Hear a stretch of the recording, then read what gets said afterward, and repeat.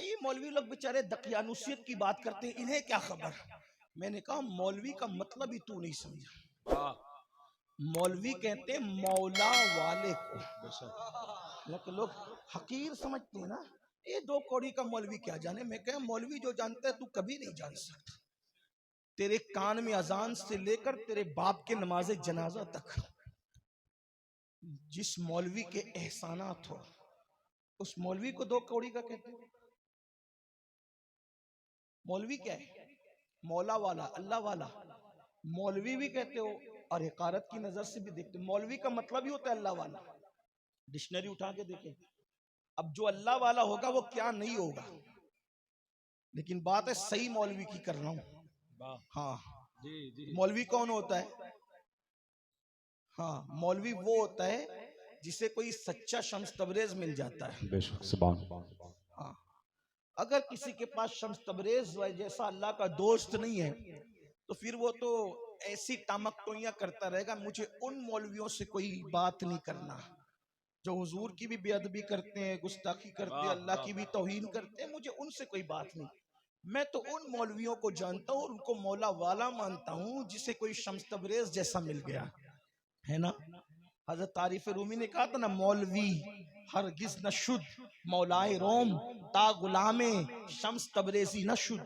عرض یہ کرنے لگا تھا کہ آپ کہتے ہیں یہ دقیانوسی لوگ ہیں، ان کو کیا پتا. اللہ کے بندو سنو، مولوی جتنا جانتا ہے آپ نہیں جانتے، اور مولوی مولا کا فرمان تم تک پہنچاتا ہے. ہم نے اپنی بیٹیوں کو بغیر دوپٹے کا کیا، اپنی بیٹیوں کو پتلے لباس دیے، یعنی بالفاظ دیگر ان کو ننگا کیا. اور حضور نے اپنی شہزادی کو، اچھا لوگ کیا کہتے ہیں پتہ ہے؟ بڑا گندا جملہ کہتے ہیں. دیکھیں آپ بھی بولیں گے میں بھی بولوں گا، مناظرہ ہوگا بھائی، تقریر نہیں ہوگی. میں مناظر آدمی نہیں، اتنی ہمت والا نہیں ہوں کہ میں مناظرہ کر سکوں. تو آپ تھوڑا چپ رہیں. میں اس کا سمجھتا ہوں جگہ ختم ہو گئی ہے، کھڑے ہونے میں دقت ہے، گھنٹوں سے کھڑے ہو، لیکن کیا کریں، اب جو ہے وہ ہے، تھوڑی برداشت کر لو. یار حضور کے نام پہ برداشت نہ کرو گے تو کس کے نام پہ برداشت کرو؟ سبحان اللہ سبحان اللہ. اب کوئی بولے گا؟ بولیے گا سبحان اللہ بولنا. ایک بار درود شریف پڑھیے گا. اللہ رب اللہ محمد رب صلی اللہ محمد علیہ وسلم صلی عن اللہ علیہ بعد وسلم محمد صلی نحن اللہ بعد علیہ محمد وسلم صلی اللہ علیہ وسلم صلی اللہ وعلى تعالی صحبه علیہ وآلہ وسلم. عبد الظہور وکرمہ صلاۃ و سلام علیک یا جد الحسن والحسین. لوگ کہتے ہیں مولانا مجھے میری بیٹی پر اتنا اعتماد ہے کہ میری بیٹی کو میں بغیر دوپٹے کا کر دوں، پتلے لباس میں کر دوں، باریک لباس میں کر دوں، اس کو چاہے میں موبائل دے دوں، اینڈرائڈ فون دے دوں، اسمارٹ فون دے دوں، آئی فون کچھ بھی دے دوں، میری بٹیا تو بگڑنے والی نہیں. میں نے کہا اللہ کے بندے، بات بیٹی پر اعتماد کی نہیں ہے، بیٹی کس کی معتمد نہیں ہوتی، لیکن اتنا ضرور کہتا ہوں نبی کی شہزادی سے بڑھ کر بھی کہیں تقویٰ ہے، نبی کی شہزادی سے بڑھ کر بھی کہیں پرہیزگاری ہے، نبی کی شہزادی سے بڑھ کر بھی کہیں اللہ اکبر آبرو کا تحفظ ہے. خدا کی عزت کی قسم، شہزادی رسول کا تقویٰ، پرہیزگاری، طہارت، عفت کیا شان ہے. جس کے حجرے میں اجازت کے بغیر جبریل نہ آتے ہوں وہ ہاں ہاں نبی کی ہاں. شہزادی ہے. جس کے حجرے میں صحابہ اجازت کے بغیر نہ آتے ہو وہ نبی کی شہزادی ہے. تعلیم امت کے لیے سیدہ زہرا کی حیا کا خیال کرتے ہوئے خود اللہ کے رسول جن کے حجرے میں اجازت لے کر تشریف لائیں، وہ سیدہ کائنات جس کے لیے حضور اٹھ کر کھڑے ہو جائیں، جس کو تعظیم دیں، اس سیدہ طیبہ طاہرہ عابدہ زاہدہ راکعہ ساجدہ نقیہ تقیہ زکیہ ام ابیہا ام الحسنین عالمہ غیر معلمہ ام ابیہا خاتون جنت خاتون قیامت ملکہ فردوس بری فاطمۃ الزہرا کا انداز کیا تھا، انداز. اللہ اکبر. لکھنے والے لکھتے ہیں، کہنے والے کہتے ہیں، کتابوں کے اندر حوالے اور ثبوت موجود ہے کہ اللہ اکبر اس طرح حیا اور پاکیزگی نے انہوں نے اختیار تھی کہ سیدہ کے سر پر جو چادر ڈالی جاتی تھی، سیدہ کے توجہ کریں بہنیں ہیں تو ان کی بھی توجہ، سیدہ کے سر پہ جو چادر ڈالی جاتی تھی، اس چادر کو مرد تو مرد، انسان تو انسان کبھی چاند و سورج نے بھی نہیں دیکھا ہے، اتنی حفاظت کی ہے۔ میرے امام کہتے ہیں جس کا آنچل نہ دیکھا مہو میر نے، اس ردائے نزاہت پہ لاکھوں سلام۔ نبی کی شہزادی اپنی چادر کو چاند و سورج کی نظروں سے بھی بچاتی ہے، اور ہماری بیٹی اللہ اللہ کون ذمہ دار ہے؟ ذمہ دار کون ہے؟ باپ۔ ذمہ دار کون ہے؟ بھائی۔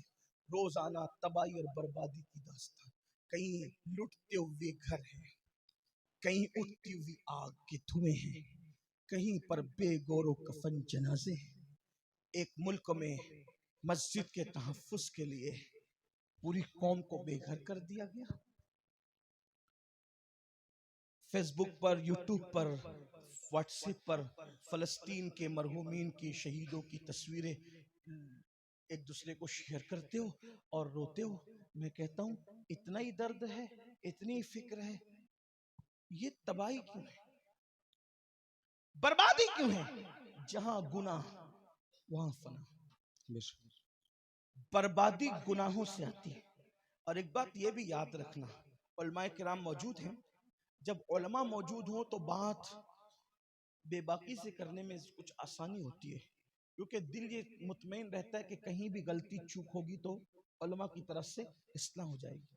یہ جو دماغ کے اندر ہمارے بسا ہوا ہے نا، بھائی ہم تو اعلیٰ حضرت سے وابستہ ہیں، مخدوم صاحب سے وابستہ ہیں، غوث پاک سے وابستہ ہیں، غریب نواز سے وابستہ ہیں، ان سے سب سے وابستہ۔ ہم کچھ بھی کریں، ہم کچھ بھی کریں، ہم نے تو جانا جنت میں ہی ہے، اور ہمیں کچھ نہیں ہوگا، اللہ بخش دے گا۔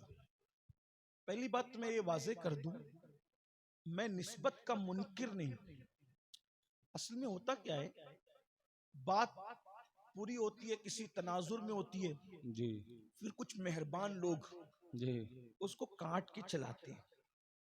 لوگ مجھ سے کہتے ہیں وضاحت دیں، میں نے کہا میں نے وضاحت نہیں دینا۔ اس کی وجہ، میں بھی الہ آباد گیا تھا تو کچھ لوگوں نے کہا حضرت آپ کی کوئی تقریر کاٹ کے لوگ چلائیں، چلا لینے دینا، بولے آپ وضاحت دے دیں گے تو سلسلہ بند ہوگا۔ میں نے کہا نہ ہونے دے، چلنے دے۔ کہا وہ کیوں؟ میں نے کہا اگر وہ میرے خلاف گالیاں بکتے ہیں تو اسی سے ان کو ویوز ملتے ہیں، ویوز ملتے ہیں تو انہیں پیسے ملتے ہیں، پیسے ملتے ہیں تو ان کے بچے پلتے ہیں۔ اگر مجھے گالی دینے کی وجہ سے کسی کا گھر چلتا ہے تو میرا نقصان کیا ہے؟ اللہ اللہ اللہ اللہ اللہ اللہ اللہ۔ اسی بہانے کسی کے بچے پلتے ہیں تو پلنے دینا یار۔ میں کہاں 50-60 ہزار روپے ہر بندے کے گھر پہ پہنچا سکتا ہوں؟ اگر میری آبرو لوگوں نے اپنے گھر کے بچوں کی پرورش کے لیے کر رکھی ہے، میں اس کے لیے تیار ہوں۔ باقی صلے کا طالب اللہ کی بارگاہ تو لوگ کاٹ دیتے ہیں کچھ بات، جو میں کوئی وضاحت نہیں کر رہا تھا لیکن لوگ کاٹ دیتے ہیں۔ ایسی آج کی بات بھی کٹ سکتی ہے جو میں کہنے جا رہا ہوں، کہ آپ اور یہ سمجھتے ہیں غوث پاک سے، غریب نواز سے، اعلیٰ حضرت سے، مفتی اعظم سے، صدر الشریعہ سے، شیر بیش سنت سے، اور جو ہے وہ محدث اعظم سے، مفتی اعظم سے، صدر الافاضل سے ہم وابستہ، کچھ بھی کریں جنت میں جائیں گے۔ میں ایک بات آپ کو کہتا ہوں، میں نسبت کا مخالف نہیں ہوں۔ میرا عقیدہ یہ ہے اگر پتھر کو چونٹی کو بھی نسبت ہو جائے نا، چونٹی پتھر بھی پھر بھی بات ہے، کتے کو بھی اگر نسبت ہو جائے نا، نسبت اس کو بھی کام آتی ہے۔ لیکن اتنا یاد رکھنا، یہ جو دماغ میں خب تو بھرا ہے نا کہ کچھ بھی کریں گے جنت میں جائیں گے، یہ فکر صحیح ہے۔ پہلی بات، کچھ بھی کرو گے تو بزرگوں سے نسبت ہی ختم ہو جائے گی، اس لیے کہ آپ کی نسبت کتنی بھی ہو سکتی ہے، آپ بیٹے تو نہیں ہو نا بزرگوں کے، ہاں ہاں نسبت کچھ بھی ہو، مرید ہوں گے، شاگرد ہوں گے، اور کچھ ہوں گے، بیٹوں تو نہیں ہے نا ان بزرگوں کے۔ جب بیٹا ہونا ختم ہو جاتا ہے برے اعمال کی وجہ سے، کیا قرآن نہیں کہتا کنعان کے لیے، قرآن لیس من اہلک، اے نوح اب یہ تمہاری اولاد سے نہیں رہا، تو جب بدعمالیاں، پاپ، جرائم، کفر نبی کے بیٹے کی نسبت نبی سے ختم کر سکتی ہے، تو یہ پیری مریدی کی نسبت کتنا رہ سکے گی؟ جرائم کر کے، پاپ کر کیا کے۔ کہنا، واہ آپ واہ مجھے واہ واہ بتائیں میرے بھائیوں، اور پھر ایک بات یاد رکھنا، ہمارے یہاں شفاعت کا جو تصور ہے اہل سنت میں، ہم اس پر ایمان رکھتے ہیں، شفاعتی لأہل الکبائر من امتی، میری شفاعت میری امت کے بڑے گنہگاروں کے لیے۔ اور میرے امام نے کہا کیا ہی ذوق افزا شفاعت ہے، تمہاری واہ واہ قرض لیتی ہے، گناہ پرہیزگاری واہ واہ صدقے اس انعام کے، قربان اس اکرام کے، ہو رہی ہے دونوں عالم میں تمہاری واہ واہ واہ۔ واہ واہ۔ اللہ اکبر۔ ہمارا عقیدہ حضور کی شفاعت، جتنی شفاعت کی قسمیں سب مانتے ہیں، لیکن ایک بات یاد رکھنا، ساری شفاعت کو علماء موجود ہے، پوچھ لیں، ہم موقوف مانتے ہیں الا باذنی،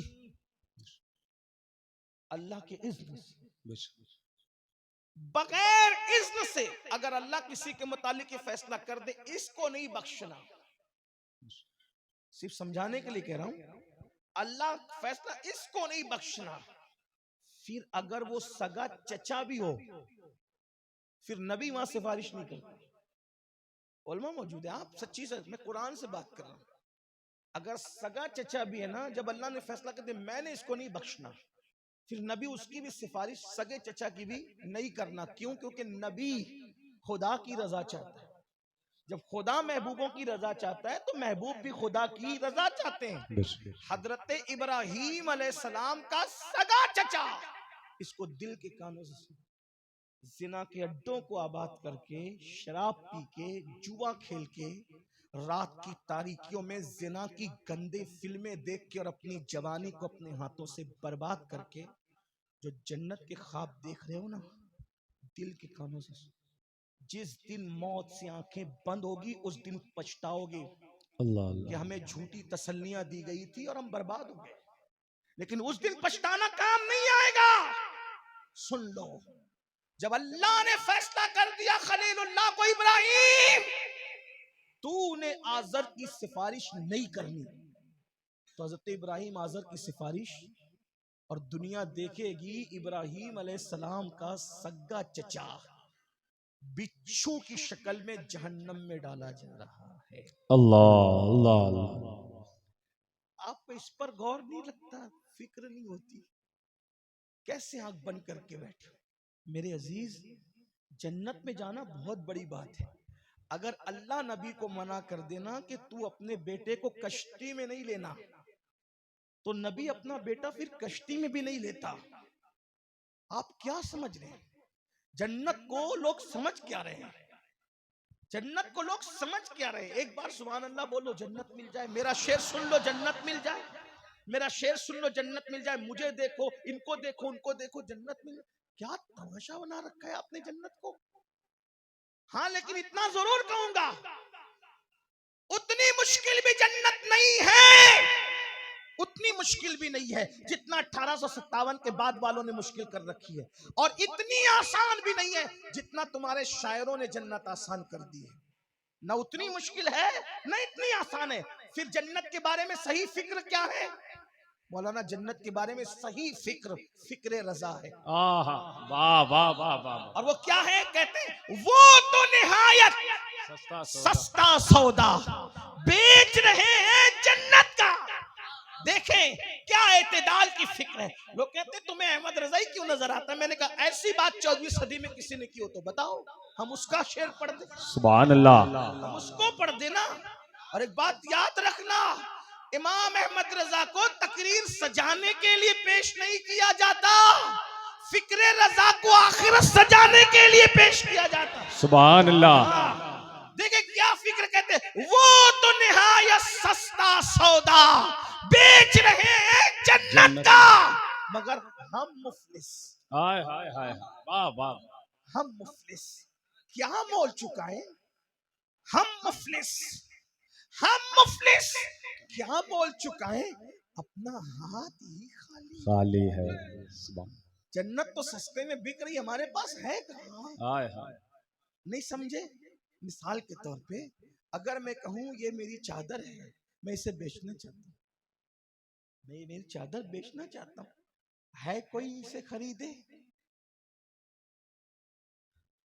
تو لوگ سمجھتے ہوں گے کہ فقیر کی چادر ہے کچھ مہنگی بکے گی. نہیں، فقیر کی چادر کوئی مہنگی نہیں، سستی ہے بہت. اگر خریدنا ہو تو خرید دو. کتنے میں ہے؟ اب 15 پیسے دے دو، 2 منٹ کا ٹائم ہے، 15 پیسے دے دو، یہ چادر لے جاؤ. 15 پیسے میں بیچ مولانا 15 پیسے میں بیچ رہا ہوں چادر. 15 پیسے چاہیے مجھے. ہے کسی کے پاس 15 پیسے؟ ہو تو دے دو، لے جاؤ چادر. ہنسنا نہیں، غور کرنا. فقیر نے چادر اتنی سستی بیچی لیکن قیمت لگائی 15 پیسے. تمہاری جیبوں میں نہیں. اگر 500 کہتا تو شاید دے دیتے، 5000 کہتا تو بھی دے دیتے، 5 لاکھ کہتا تو بھی دے دیتے، مگر قیمت تو سستی تھی. مگر مجھے جو قیمت چاہیے وہ تمہارے پاس سستی ہونے کے بعد ہے نہیں. جنت کی قیمت، جنت کی قیمت، واہ واہ واہ واہ. جنت کی قیمت تمہارے نسب نہیں ہے، جنت کی قیمت تمہارے نعرے نہیں ہے، جنت کی قیمت تمہارے چہروں کے حسن نہیں ہے، جنت کی قیمت تمہارا جمال نہیں ہے، جنت کی قیمت تمہاری ڈگریاں نہیں ہے. جنت کی قیمت تو یار کی رضا ہے بے شک. جو ہمارے پاس نہیں بے ہے. شک. توجہ کرو اللہ کے بندو، تو اتنی مہنگی بھی نہیں جتنا تبلیغی جماعت والے مہنگی کر رہے ہیں، اور اتنی سستی بھی نہیں جتنا آپ نے کر رکھی ہے. بے شک. کیا ہے وہ؟ تو نہایت سستا سودا بیچ رہے ہیں جنت کا.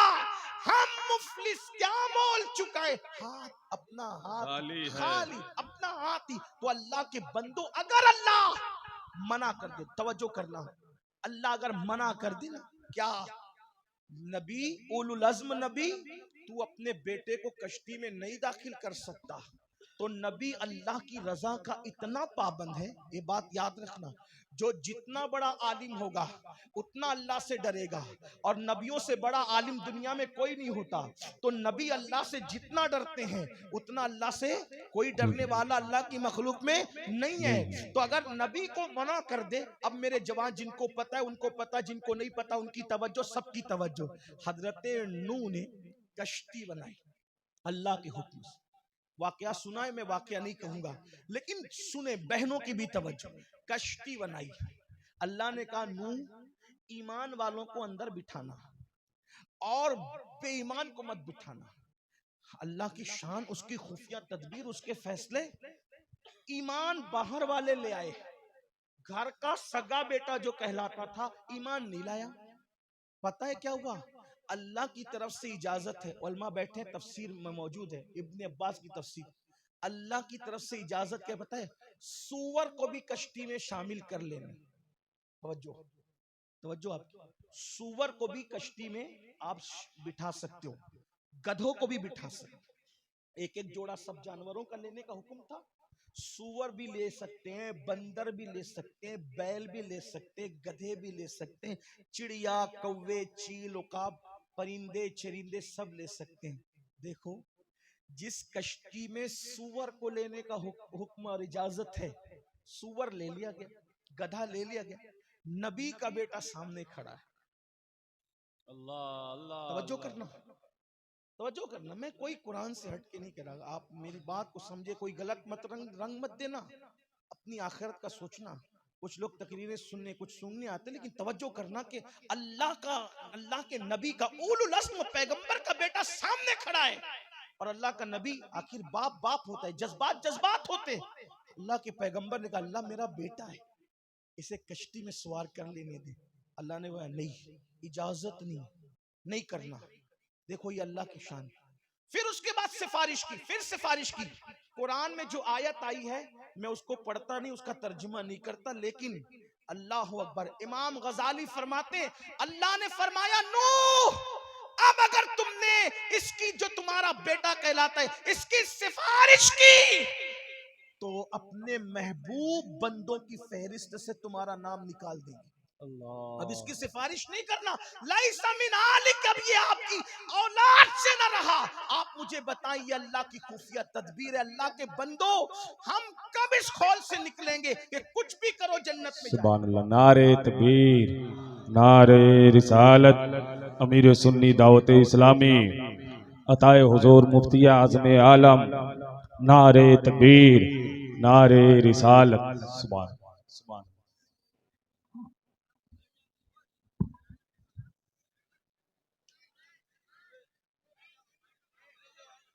آ کر جو بھی ٹوٹی پھوٹی خدمت میں کرتا ہوں، اپنے بے جوڑ جملے جو آپ کے دل کے دروازے پر پہنچاتا ہوں، یہ اسی مرد کلندر کی محنتوں کا نتیجہ ہے. ہم نے ان کی بارگاہ میں بیٹھ کر ان کی شفقتوں سے، ان کے پیار سے، ان کی محبتوں سے کچھ سیکھا، اور آج آپ کی خدمت، حالانکہ آج بھی خدمت کے قابل نہ بن سکے، ہمارے بزرگوں نے جو بنانا چاہا ویسے تو نہیں بن سکے، تو آج آپ کے درمیان وہ ہستی ہے، وہ شخصیت ہے جس نے عشق رسول کے حوالے سے ایسا انقلاب پیدا کیا ہے کہ جو جوان ٹوپی پہننے میں شرماتے تھے ان کے سروں پر امامہ سجوا دیا، سبحان اللہ، سبحان اللہ. جو راتوں کو گلی کوچے میں گناہوں میں زندگی گزارتے تھے ان کو دین کا داعی بنا دیا. سبحان اللہ. آج یہ ایسی شخصیت آپ کے ہمارے درمیان ہے. اور حضرت چونکہ آ جاتے ہیں، میں اکثر اپنے احباب کو یہ بات کہتا ہوں کہ بزرگوں کی بارگاہ میں سبق سنایا جاتا ہے، بزرگوں کی موجودگی میں تقریریں نہیں کی جاتی. اور یہ بات یاد رکھیے گا، بزرگوں کی موجودگی میں بولنا بے ادبی سے بہت قریب ہوتا ہے. تو حضرت جب آ گئے، ویسے بھی بزرگوں کا یہ کہنا ہے، آب آمد تیمم برخاست. جب پانی آ جاتا ہے تو تیمم خود بخود، اس کو توڑنے کی ضرورت نہیں پڑتی، وہ خود بخود ختم ہو جاتا ہے. تو میرے قائد، میرے امیر، اور جن کے قدموں میں بیٹھ کر ہم نے کچھ شعور پانے کی کوشش کی، وہ ہستی تشریف لا چکی ہے.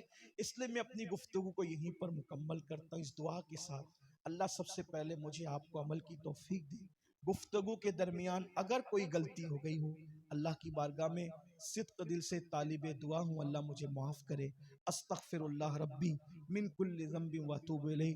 بس اتنا سمجھ لے کہ اتنا اگر اللہ منع کر دے تو پھر نبی اللہ کو راضی کرنے کے لیے، نبی اللہ سے ڈرتے ہوئے اور اللہ رب العزت سے وفا کا حق ادا کرتے ہوئے، نبی یہ شان دکھاتا ہے کہ جب اللہ منع کرتا ہے تو نبی اپنے بیٹے کو کشتی میں داخل نہیں کرتا.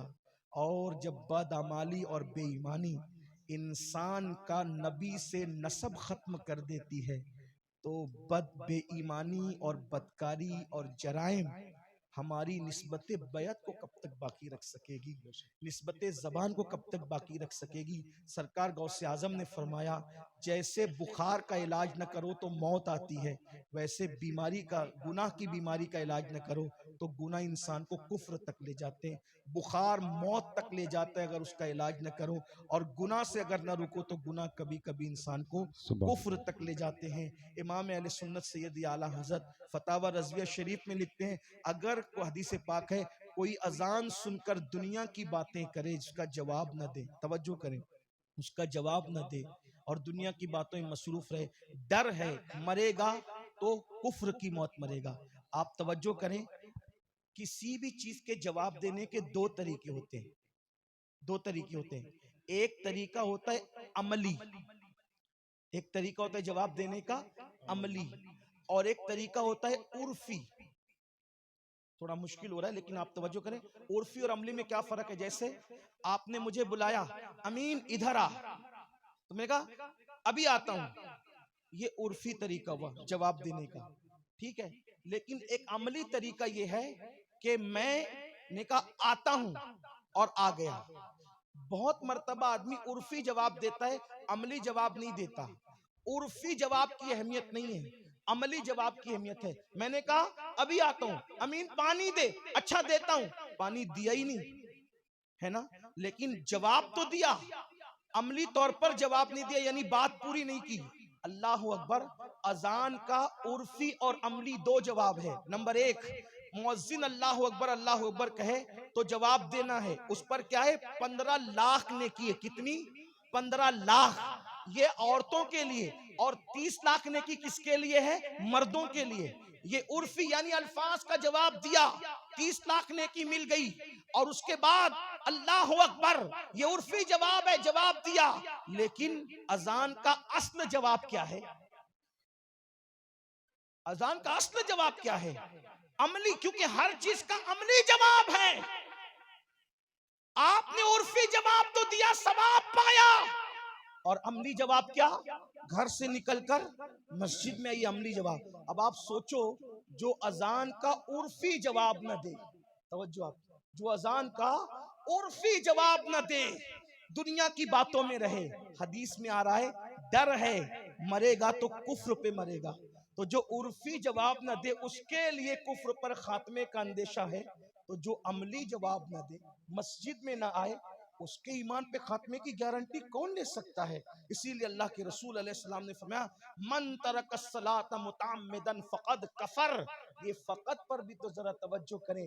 اگر حنفی المسلک ہونے کی وجہ سے ہم اس کا لغوی اور الفاظ کا بے عین ہی ترجمہ نہیں کرتے, لیکن اتنا تو ضرور ہے نا کہ اللہ کے رسول نے فرمایا جس نے جان بوجھ کر نماز چھوڑ دی وہ کفر کی حد تک پہنچ گئی.